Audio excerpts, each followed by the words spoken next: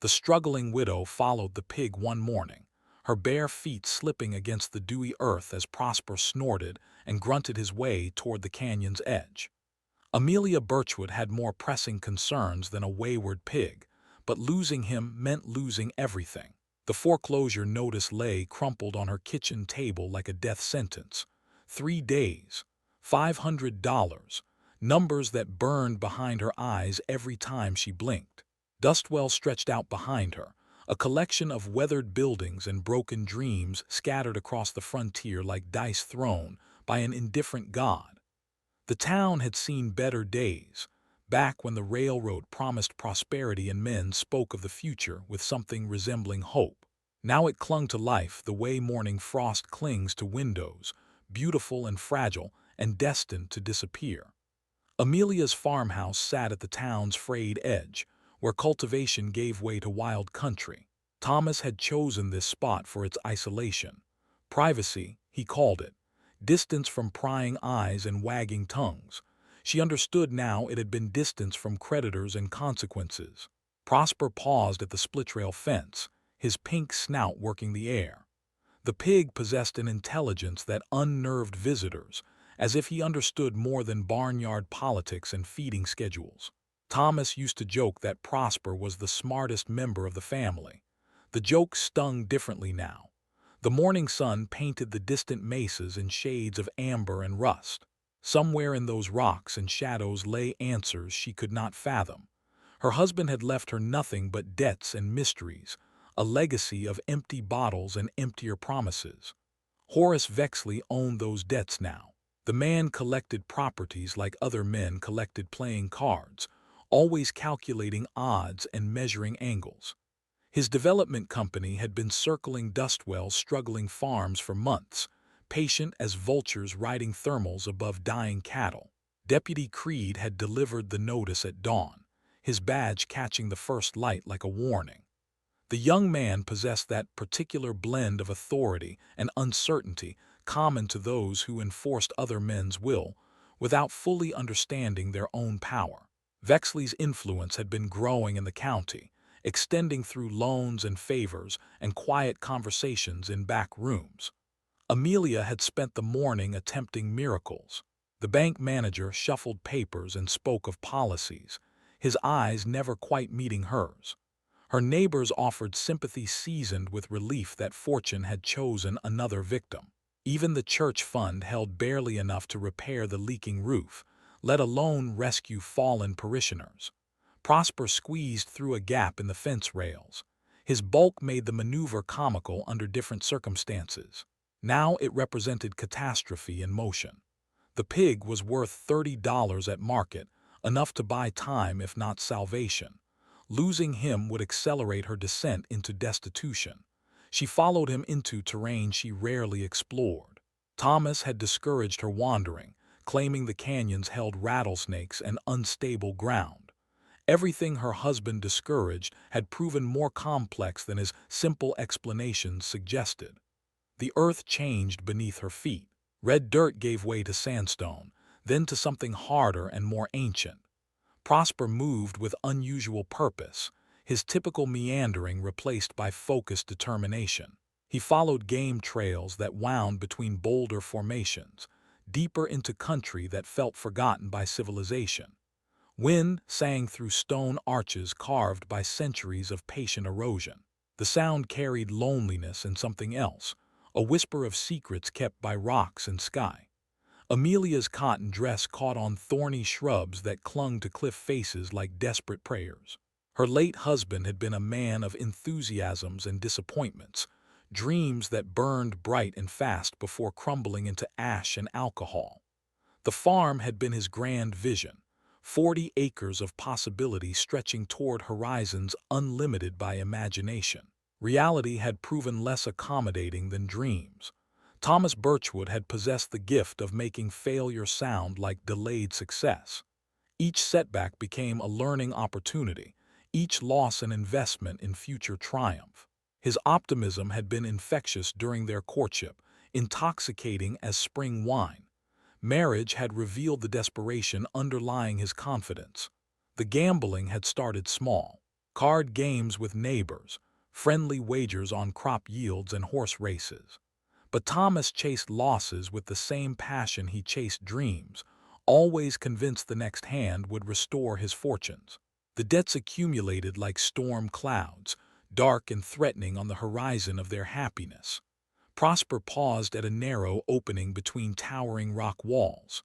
The passage looked barely wide enough for the pig's considerable girth, let alone a grown woman. But the animal pushed forward without hesitation, his confidence absolute in a way that made Amelia question her own caution. She hesitated at the threshold. Beyond lay unknown country, territory unmarked on any map she had seen. Thomas had warned her about such places, spoken of dangers that lurked in shadows and silence. But Thomas had warned her about many things while hiding the greatest dangers within their own home. The foreclosure notice felt heavy in her dress pocket, its weight disproportionate to the thin paper on which her fate was written. 3 days stretched ahead like an eternity and an instant, time enough to hope and too little to act. Prosper's grunting echoed from within the passage, growing fainter with each heartbeat. Soon he would disappear entirely, taking with him her last chance at delaying disaster. The choice simplified itself to movement or surrender, following or falling. Amelia stepped into the narrow canyon, leaving behind the familiar world of her failing farm and entering territory that promised nothing except the unknown. The passage opened into cathedral silence. Rock walls soared overhead, carved smooth by water that no longer flowed. Prosper's hooves clicked against stone worn to glass by centuries of patient weather. Light filtered down through cracks in the canyon roof, painting strips of gold across the floor. Dust motes danced in those shafts like prayers ascending toward heaven.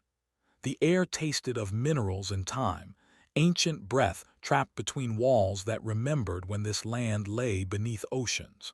Amelia pressed her palm against the cool stone. The rock held stories older than memory, secrets carved in layers of sediment and pressure. Thomas had spoken of such places with suspicion, as if the earth itself might harbor intentions contrary to human ambition. Prosper disappeared around a bend, where the passage widened into something resembling a room. His contented snuffling echoed off walls that curved overhead like the ribs of some massive creature. The sound drew her forward into darkness punctuated by fingers of light. The cave revealed itself gradually. First the sense of space expanding beyond sight. Then the glimmer of something embedded in walls that caught and reflected what little illumination penetrated the depths. Amelia stepped deeper into the chamber, her eyes adjusting to shadows that held more than absence of light. Veins of fire ran through the rock. Opals winked from their prison of stone, each one holding rainbow fragments of captured sky. The wealth embedded in these walls could purchase towns, reshape destinies, transform widows into queens of their own small kingdoms. She reached toward the nearest vein of color. The stone felt warm beneath her fingertips, as if the earth's heart still beat in these forgotten chambers. Prosper rooted contentedly near her feet, his mission apparently accomplished. A lantern flickered to life in the darkness behind her. The flame revealed a man emerging from shadows deeper than the cave itself. Dark skin weathered by sun and wind, hands that spoke of labor and patience. A rifle held steady but not threatening, pointed toward the ground between them with the casual competence of someone accustomed to necessary precautions. Silas Dustwhisper studied her with eyes that measured threat and intention in the span of a heartbeat. His presence transformed the cave from natural wonder into occupied territory. This was his domain, his secret, his carefully guarded fortune. Amelia stumbled backward. Her elbow struck the lantern from its perch on a natural shelf. Glass shattered against stone. Oil spread in dark fingers across the cave floor. The flame guttered and nearly died before catching again on the spreading fuel. They watched the fire creep toward pools of oil with the shared fascination of people witnessing their own potential destruction. Neither moved to stamp out the flames. Both understood that movement might trigger consequences neither could control. The fire found nothing more to consume, and settled into a smaller, steadier burn. Smoke curled toward cracks in the ceiling, following paths worn by air that moved between surface and depth in rhythms older than human habitation. Voices carried from the passage beyond, men speaking in tones that suggested authority backed by force. Horace Vexley's voice cut through stone and distance with the clarity of someone accustomed to being heard and obeyed. Silas pressed a finger to his lips. The gesture carried weight beyond its simple message. In the space between them lay understanding built on shared danger and mutual need for invisibility. Amelia nodded. They crouched behind a formation of boulders that offered concealment if not security. Prosper settled beside them with the resignation of an animal that understood human urgency without sharing it. The pig's breathing seemed thunderous in the enforced silence. Footsteps echoed from the passage, multiple sets of boots striking stone in rhythms that spoke of men moving with purpose. Vexley's voice grew clearer as the search party approached the chamber entrance. The developer's words painted pictures of acquisition and transformation. Land to be claimed, improvements to be made, obstacles to be removed. He spoke of the canyon country with the casual ownership of someone who had already divided it into parcels and assigned it monetary value. His companion's voice carried different authority. Brutus Cain possessed the gravelly tones of a man who settled disputes with methods more direct than legal proceedings. His observations focused on practical matters, tracks in the dust, signs of recent passage, evidence that someone had been using these caves for purposes unrelated to casual exploration. They discussed Silas with the clinical detachment of men planning the removal of an inconvenience. Their words carried undertones that made the cave's shadows seem less protective and more confining. The law in this territory bent toward those with sufficient influence to reshape it. Amelia's hand found Silas's wrist. His pulse beat steady and strong beneath skin, marked by honest work and careful survival. In that moment of contact, she understood that his danger exceeded her own by measures she was only beginning to comprehend. The search party moved deeper into the cave system. Their voices faded into echoes that bounced off walls before dissolving into silence. But their presence lingered in the air between Silas and Amelia, a shared understanding that safety was temporary and discovery inevitable. Minutes passed before either dared to move. When Silas finally shifted position, his joints protested with small sounds that seemed amplified by the cave's acoustics. Amelia realized she had been holding her breath. He gestured toward the opal veins with movements economical and precise. His explanation came in whispers that barely disturbed the air between them. Months of careful extraction, small quantities sold to buyers in distant towns, profits measured in survival rather than luxury. The partnership he proposed carried risks that extended beyond financial loss. Working together meant trusting each other with secrets that could destroy them both. But the alternative was facing Vexley's expansion plans as isolated individuals, easy targets for a man who collected properties and eliminated obstacles with equal efficiency. Amelia studied the opals embedded in stone around them. Wealth enough to pay her debts and secure her future gleamed in the lantern light. But that wealth belonged to someone who had claimed it through labor and risk, someone whose right to it would never be recognized by courts or contracts. She extended her hand toward Silas. The gesture committed her to alliance with a man she barely knew, in circumstances that defied every convention of her sheltered existence. His grip was firm and calloused, the handshake of someone who understood that agreements made in shadows carried weight beyond written contracts.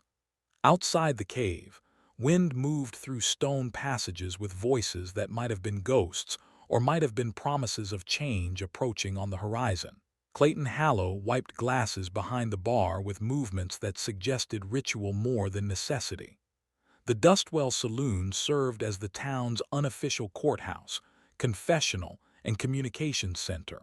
Information flowed through those doors along with whiskey and regret. Amelia found him after the evening crowd had dispersed, leaving only shadows and the lingering scent of tobacco and broken dreams. Clayton's weathered hands paused their endless polishing when she approached. His eyes held the particular wariness of a man who had learned to read trouble in the set of shoulders and the angle of approach. She spoke of Vexley's foreclosure in terms that revealed nothing while suggesting everything. Clayton nodded at intervals that indicated understanding beyond her actual words.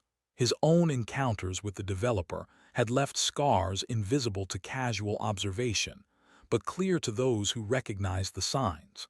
The bartender's agreement came without fanfare or detailed discussion. He would provide what assistance lay within his power: information about Vexley's movements, distraction when needed, the kind of help that left no official record but changed the balance of small wars fought in shadows. Evelina Me taught school in a building that had seen better decades. The structure leaned slightly eastward, as if the prevailing winds had been trying to relocate it for years. Inside, books competed with dust for shelf space. Knowledge persisted despite neglect, the way wildflowers persist despite drought. The schoolteacher worked by lamplight, surrounded by papers that chronicled Dustwell's slow decline in careful handwriting. Her documentation of Vexley's business practices read like autopsy reports on a dying town, contracts written in language that obscured their true intent, loans structured to guarantee default, a pattern of acquisition disguised as economic development. Evelina looked up from her work when Amelia entered. The woman's eyes held intelligence sharpened by years of teaching children whose futures grew dimmer with each passing season. She listened to Amelia's carefully edited request with the attention of someone accustomed to hearing truth hidden between spoken words. Her files contained more than business records: property deeds dating back to territorial days, survey maps that revealed discrepancies between official boundaries and actual usage, the accumulated paperwork of a community that had kept imperfect records of its own existence. Pete Sanderson's blacksmith shop anchored the south end of town like a fortress of practicality. The forge glowed red in the gathering dusk, breathing heat and sparks into air thick with the smell of coal and hot metal. Pete worked iron with the patience of a man who understood that some transformations could not be rushed. The blacksmith had lost his own farm to Vexley's collection agency the previous spring. His bitterness had settled into the quiet determination of someone who understood that direct confrontation led to destruction, but indirect resistance might achieve what open warfare could not. Pete's contribution would be tools modified for purposes their makers never intended, picks designed for mining but sharpened for efficiency, lanterns fitted with reflectors that concentrated light while minimizing spillage, the practical support that allowed impossible ventures to become merely difficult ones. Deputy Creed appeared at Amelia's farm the next morning with the casual timing of someone following orders rather than inspiration. His presence served as reminder that privacy was illusion when powerful men took interest in your activities. He asked questions that seemed innocent, while his eyes cataloged details that might prove significant later. Amelia offered coffee and conversation that revealed nothing while appearing cooperative. She spoke of her grief, her struggles, her attempts to honor Thomas's memory by maintaining the farm he had loved. The deputy nodded with sympathy that might have been genuine if his instructions had allowed for such luxuries.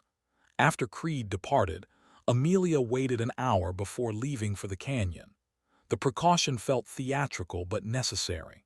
Vexley's influence extended through channels both official and informal. Assumption of surveillance seemed safer than faith in privacy. The town's attention had begun to focus on her activities with the weight of collective curiosity. Neighbors who had previously ignored her existence now observed her comings and goings with interest that felt oppressive. Gossip about the widow Birchwood seasoned conversations throughout Dustwell. Some of that attention carried malicious undertones. Her partnership with Silas, carefully concealed though it was, had not escaped all notice. The implications of a white woman spending time with a black man in country where such associations invited consequences that law would not prevent or punish. The mining operation required precision that felt foreign to Amelia's previous experience. Silas guided her hands as she learned to read stone, to identify veins worth following and formations that would crumble under pressure. His touch was brief and professional, but it carried warmth that had nothing to do with the work itself.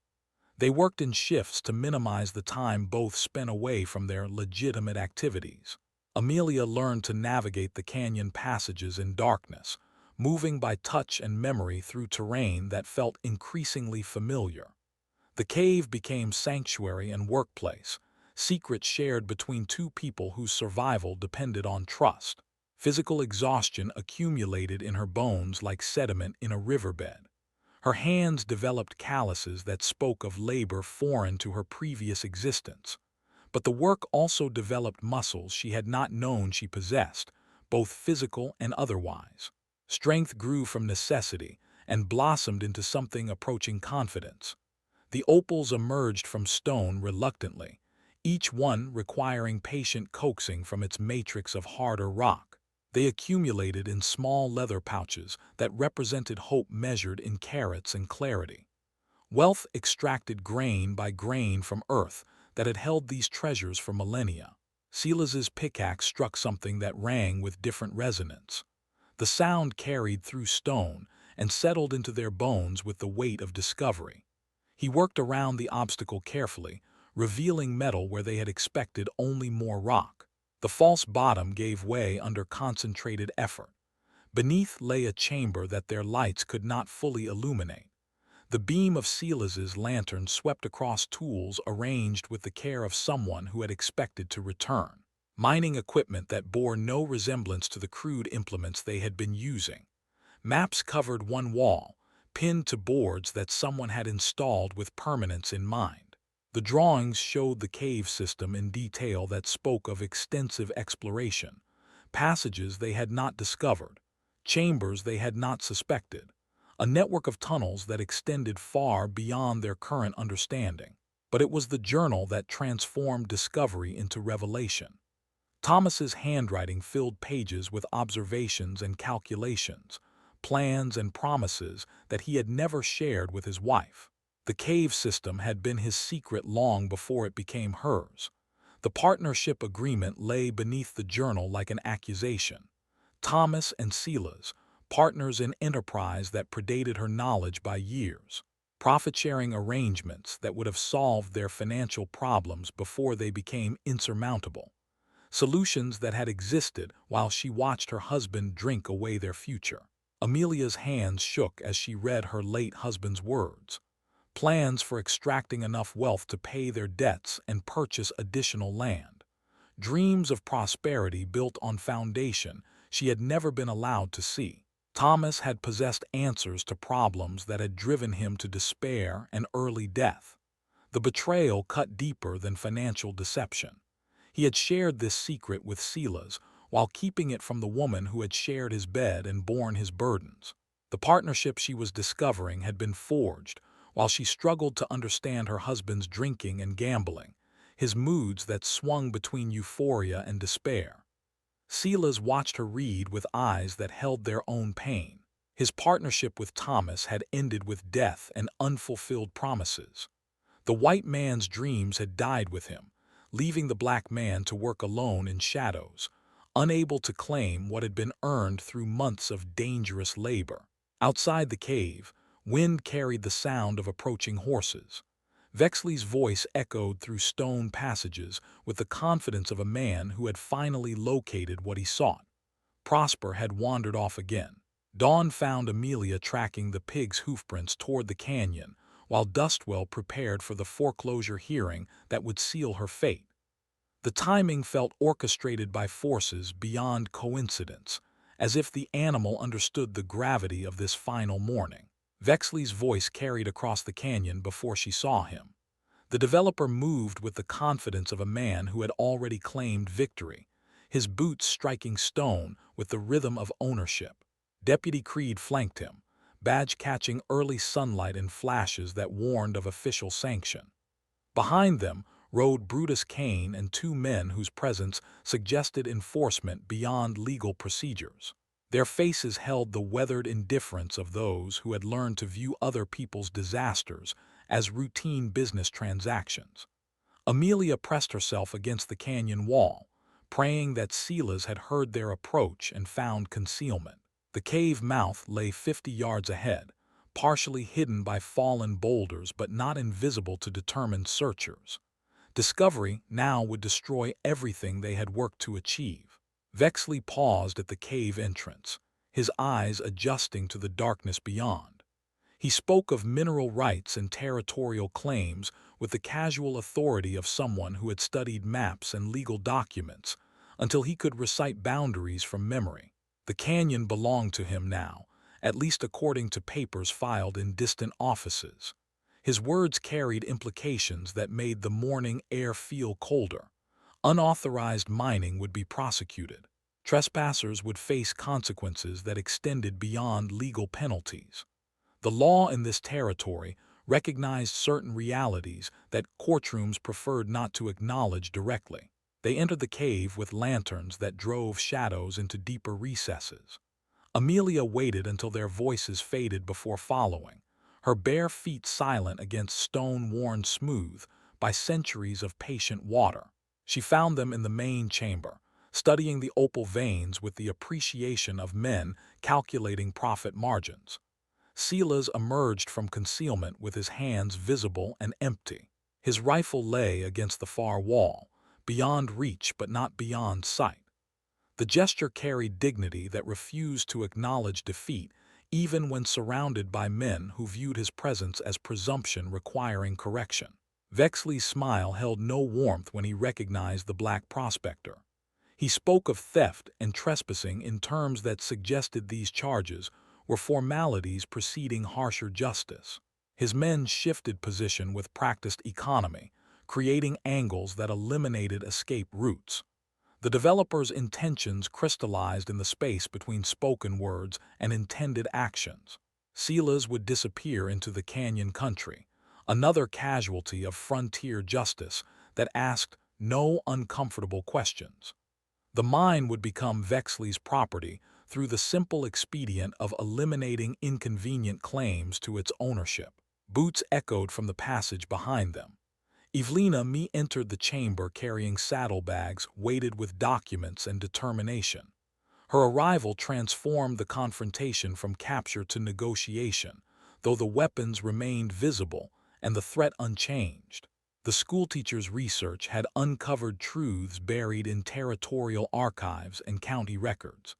She spread maps across a flat boulder with the ceremony of someone presenting evidence in a court where justice might still be possible. Her finger traced boundaries that encompassed the canyon and its mineral wealth. Thomas Birchwood's original deed included mineral extraction rights that extended far beyond the surface boundaries of his farm. The cave system lay within territory that belonged to his widow by inheritance and law. Vexley's men stood on Amelia's property without permission or legal justification.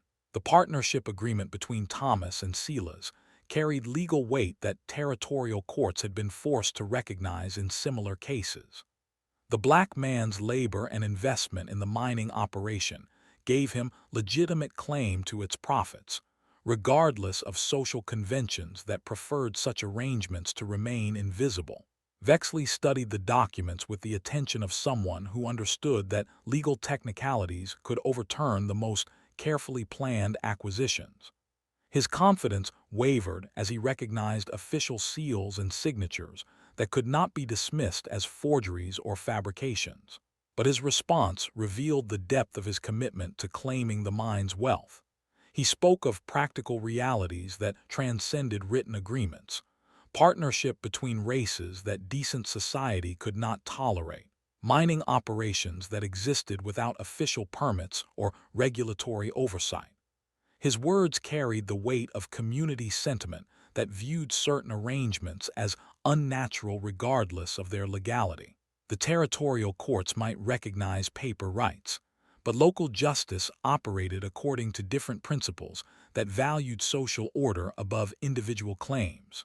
The confrontation moved from cave to town square, where the foreclosure hearing had drawn most of Dustwell's population. News of the mineral discovery had spread through unofficial channels, transforming a routine legal proceeding into spectacle that promised to determine the community's future direction. Judge Whitmore examined the deed and partnership agreement with the careful attention of someone who understood that his decision would be scrutinized by authorities beyond the territorial courts. Federal oversight of mining claims had been increasing, bringing unwelcome attention to territories that preferred to handle such matters according to local custom. Amelia faced the moment that would define her future and her character. The documents gave her legal claim to wealth that exceeded her most desperate dreams. She could declare the partnership void and claim full ownership of the mine, transforming herself from struggling widow to prosperous businesswoman in the span of a single court decision. But such a choice would betray the man who had worked beside her in darkness, who had shared his secret knowledge and trusted her with his safety. It would validate Thomas's deception, while perpetuating the injustice that had forced Silas to labor in shadows for profit he could never publicly claim. She spoke quietly to Judge Whitmore, her words carrying across the square with the clarity of someone who had found certainty in the midst of impossible circumstances. The partnership would be honored as Thomas had written it. The mine's profits would be shared equally between widow and prospector, regardless of social conventions that preferred such arrangements to remain hidden. The judge's decision recognized both the legal validity of the documents and the practical reality of federal oversight that increasingly protected mining claims from local interference. Vexley's objections carried less weight than official seals and territorial law that had been shaped by pressures beyond his influence. Payment of the foreclosure debt came from opals that caught courthouse light in fragments of rainbow fire. The gems represented labor extracted from stone, partnership forged in darkness, trust built between people who had learned to rely on each other when law and custom provided no protection. Vexley's defeat carried consequences that extended beyond a single lost property acquisition. His methods had been exposed to scrutiny that would make future operations more difficult. The community had witnessed the failure of intimidation when confronted by legal preparation and collective resistance. 6 months later, Amelia's farm thrived under management that combined traditional agriculture with legitimate mining operations. The partnership with Silas provided employment for townspeople whose alternatives had been disappearing along with Dustwell's fading prosperity.